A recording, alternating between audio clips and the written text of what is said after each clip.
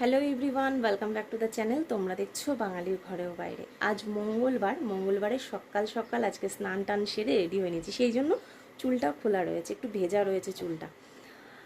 আজ তো বিপত্তারিণী পুজো, অনেকেই করো তোমরা বিপত্তারিণী পুজো। আমি যদিও করি না, কিন্তু ঘরে ওই যে সিদ্ধেশ্বরী মা আছে, বজরংবলী আছে, সে মঙ্গলবার পুজোর তো দিই, সেই পুজোটাই দিয়েছি স্নান সেরে। তোমাদের দাদাভাই এখন চলে গেছে দোকানে, আর এখন ঘরে রয়েছি আমি আর মিঠি।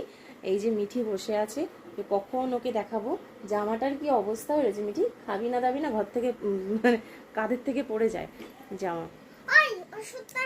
তারপর এখন দুজনে রয়েছি, আর এখন চলে যাব রান্নাঘরে। মিঠির মামা ম্যাগি এনে দিয়েছে, একটু দোকানে পাঠিয়েছিলাম কিছু সদাই আনার জন্য, তো ম্যাগি নিয়ে এসছে। আমরা দুজনে এখন ম্যাগি করব, ম্যাগি খাবো।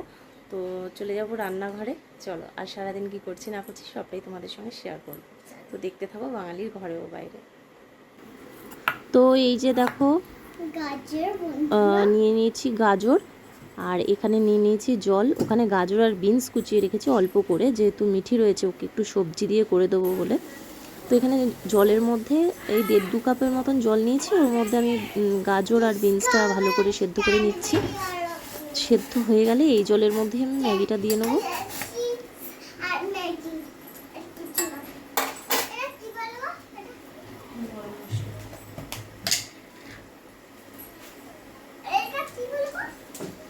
দিয়ে দিলাম সামান্য একটু নুন।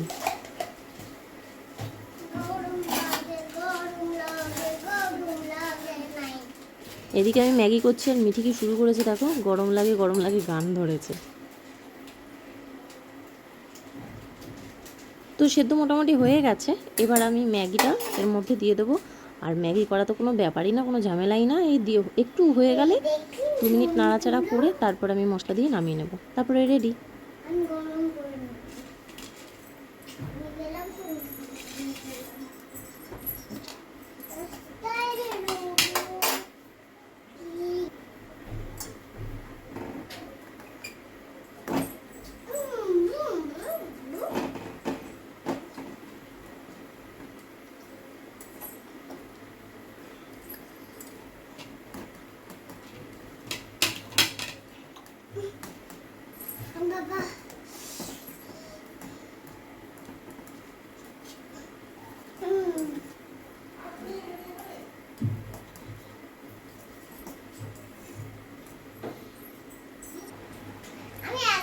এই যে এবার মশলাটা দিয়ে দেবো, মশলাটা দিয়ে একটু নাড়িয়ে নিলেই রেডি। ঠিক আছে, আমিও বানাবো তোমার জন্য আর আমার জন্য বানাবো, ঠিক আছে? বড় হয়ে তুমি তোমার জন্য আর আমার জন্য বানাবে, তাই তো? হ্যাঁ ঠিক আছে, মনে থাকে জানো? ঠিক আছে, মনেই থাকবে, মনেই থাকবে। জামাটাই পড়ে যাচ্ছে আমার, ছোট জামা না, ঠিক এই জানা আমার। আরে বাবা, পড়ে যাই আমার। তাড়াতাড়ি দাও, খিদে পেয়ে গেছে। খিদে পেয়ে গেছে? হ্যাঁ। এই তো হয়ে গেছে, হয়ে গেছে, দাও। হ্যাঁ, এই তো ঠান্ডা করে তোমাকে খেতে দেবো। তুমিও খাবে তো? আমিও খাবো। হ্যাঁ? তুমি না খেলে আমার খাওয়াই হবে না। বাবা সব সোনামা তো পচা বানায়, দেবো না খেতে। হ্যাঁ, খেতে দেবো না। কেন? কি বললি তুই এইমাত্র? তুই আমার থেকে ভালো বানাস, সোনামা পচা বানায়। আরে মিচিমিচি না, মিচিমিচি কেন বলবে তুমি? তুমি আমার থেকে ভালো বানাও যখন, তাহলে বানিয়ে খাও। আরে চুলটা ওরকম করতে নেই, আওয়াজ হচ্ছে।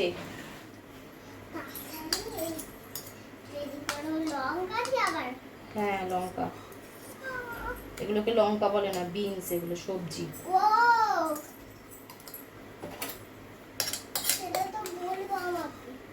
বলছি তো সেটাই।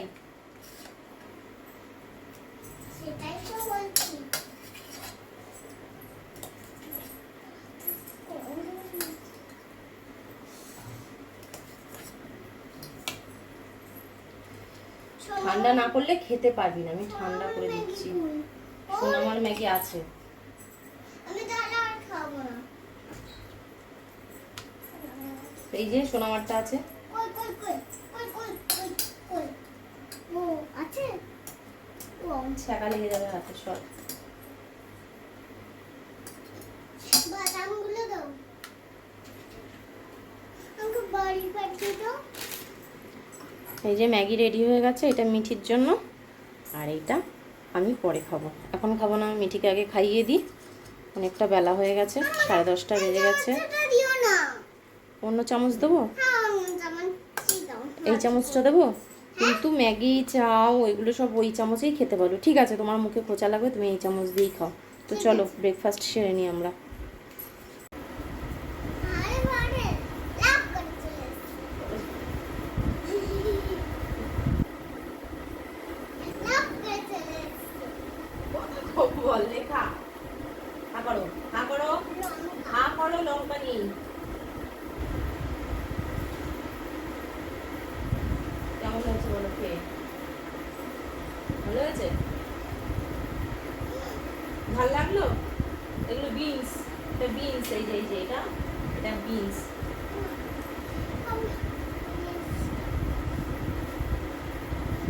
এগুলো না করে লেজ পাবে, চিবিয়ে খেতে হয়, চিবিয়ে খাও। মুখটা ওরকম শুয়ে পড়িস কেন নিয়ে তুই খাবার নিয়ে? চিবিয়ে খা।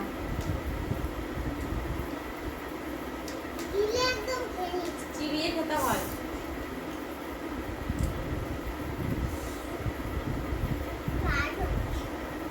হা করো, হা করো, গায়ে ফেলছিস তুই।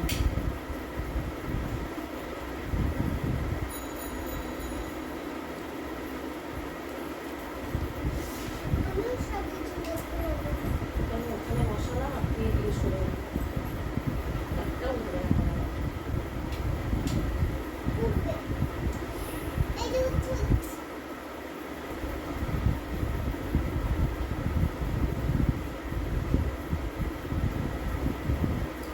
চিবিয়ে খেতে বলেছি। আমি জানি। না, জল নেই। এই যে, এই যে, এই যে।